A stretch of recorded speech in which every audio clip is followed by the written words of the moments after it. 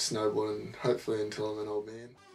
Snowboarding has developed over the last 20 years as a rebellious subculture amongst young people eager to break away from the establishment. It is characterised by aggressive attempts to separate itself from other groups who use similar resources such as skiers. It is viewed by its consumers group as cool, as well as being socially desirable alternative sporting activity superior to other mountain activities. The subculture is very tribal, and those immersed within it typically display strong negative views of those outside their group. To them, skiing is viewed as uncool, as it is represented by the older generation and people's parents, who are viewed as inherently tragic. Consumers are seen as cultural producers, in this scenario the culture being assessed as that of snowboarding. Culture is said to be a set of basic values, perceptions, wants and behaviours learned by a member of society. The boarding culture, like any other practice, involves a coherent set of activities that are commonly engaged in and meaningful in particular ways.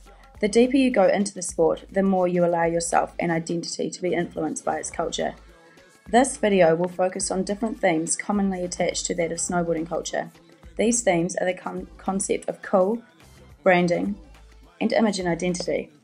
We interviewed 7 different people with a range of views of snowboarding culture, as well as a variety of input.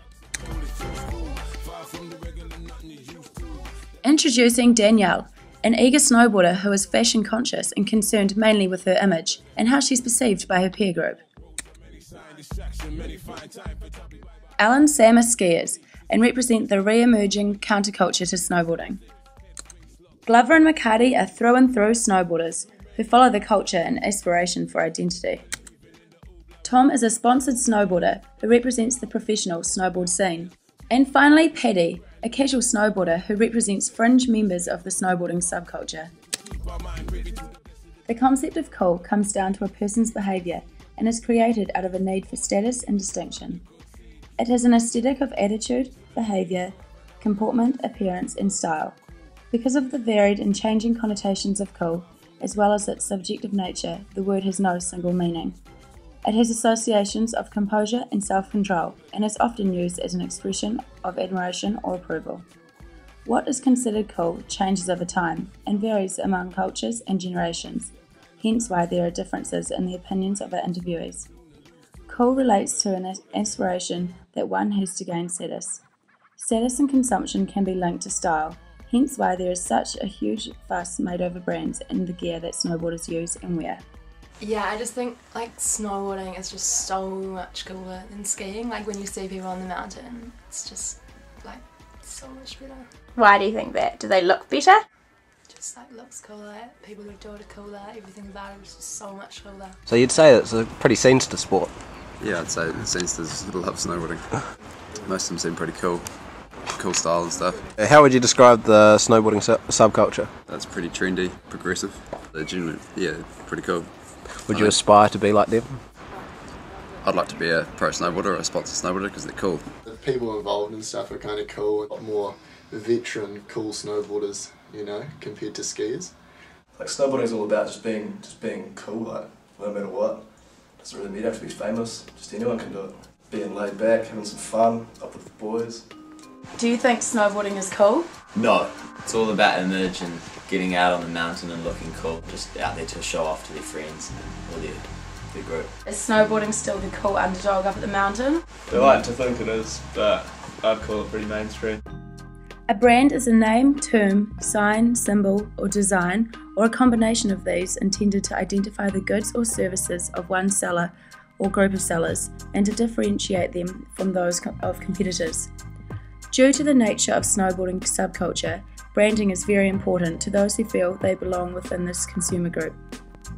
The snowboarding image has developed as an alternative to traditional snow cultures, and the style of clothing worn by the participants is an important aspect of this. Brand image is said to be a set of beliefs consumers hold about a certain brand, so brands such as Burton, DC and Forum have come to represent the subculture and are important to consumers who feel that the clothes they wear and the equipment they ride define and represent them as participants within the subculture. The importance of brand image and the representation of the values and beliefs of the subculture can be illustrated by Rossignol, a traditional ski brand that attempted and failed to successfully break into this market by producing snowboards. Do you consider the label of gear that you wear important? Yeah, you can't be like the snowboarder and not have like the cool gear to match, you know. Yeah, I'm fully Burton. I'd say brand's very important. You don't want to look like a kook. I'm not trendy. Is snowboarding brand knowledge important to you? It is when you get into a situation where you're trying to sell products and stuff, and when you're, I don't know, when you start getting a job within the industry, you need to kind of know what you're talking about, and for your own personal preference and what kind of gear you need. No, catch yourself in your sweet gears.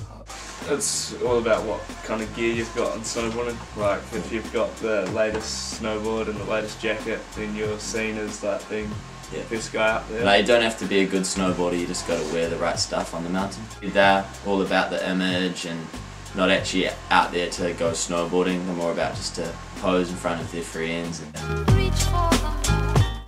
Image consists of global social evaluations of the characteristics of a given target.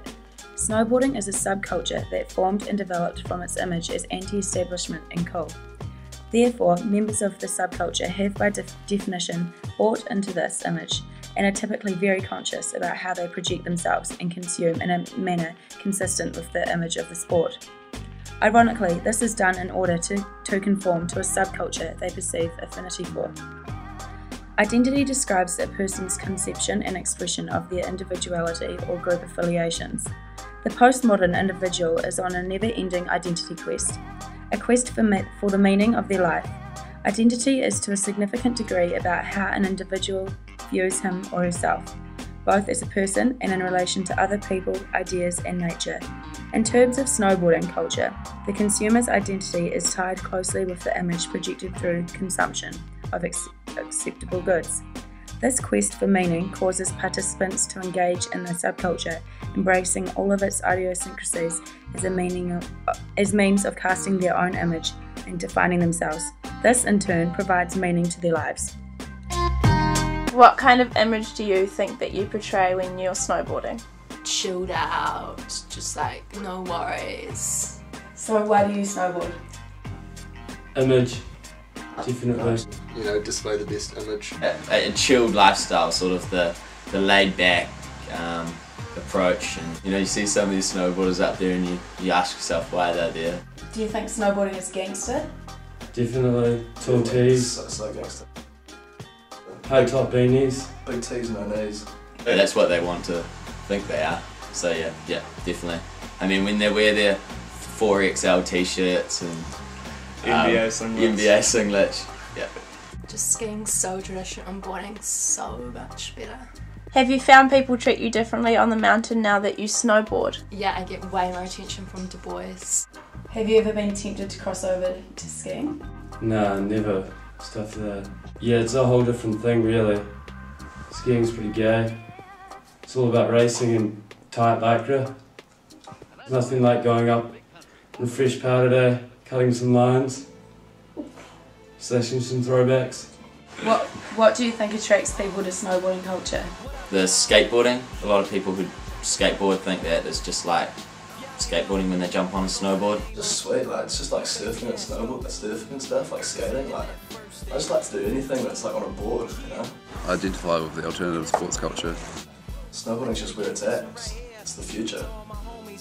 In conclusion, the concepts of cool, image, identity and brands have played an integral part in the development of snowboarding as a subculture. Like other alternative sports such as surfing and skating, lifestyle and the way in which those who buy into the subculture define themselves has projected the image of the sport into the mainstream.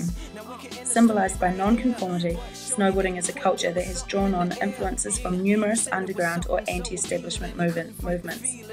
It has developed its own version of cool that the consumer can identify with, as well as organic brands that allow the consumer to project an image which defines their lifestyle. Stand his soul. He was banished to the park. Started in the morning, one stopped after dark. Yeah, when they said it's getting late in here. So I'm sorry, young man, there's no skating here. And so we kick, push, kick, push, kick, push. My name's Paddy Dong. I'm a snowboarder. Sometimes.